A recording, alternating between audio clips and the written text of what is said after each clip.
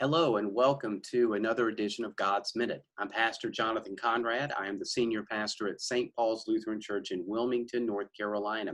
And this week we are talking about emote control, a way to control our emotions that are building up during this very difficult pandemic time for not just this country, but for the world, and how to handle emotions that boil up, and also address the fact that sometimes people are taught, Christians are taught, that to show emotions that are beyond happiness and joy, that there's something wrong with your belief system. And I'm here to tell you that that is not true.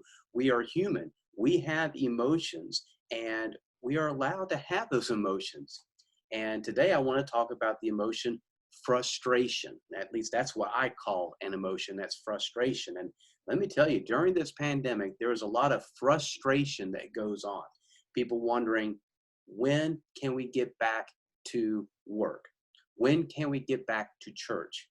When can I put my kids back into school because I am not a trained teacher? And people will tend to think, don't be frustrated because that goes against your Christian belief system. Well, let me tell you someone who was frustrated, and this is a story from the book of John. Philip said to him, Lord, show us the Father, and we will be satisfied. Jesus said to him, have I been with you all this time, Philip, and you still do not know me? Whoever has seen me has seen the Father. How can you say, show us the Father? I think it's safe to say that Jesus was a little frustrated with Philip. And Philip was probably talking for all the disciples. Show us the Father. And Jesus is saying, really? After all this time, you don't know who's standing in front of you? The amazing thing is that Jesus says this to Philip about, really? Seriously? You've known me all this time and you still ask? But it doesn't change the way Jesus feels about Philip. Jesus still loves Philip. Jesus still dies for Philip. And then later on in John 15, Jesus prays for Philip and for the rest of the disciples. And by that time, Jesus stops calling Philip a disciple and starts calling him friend.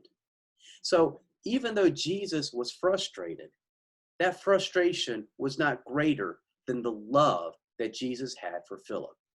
And so in this trying time, it's okay to be frustrated, but don't let frustration be greater than love.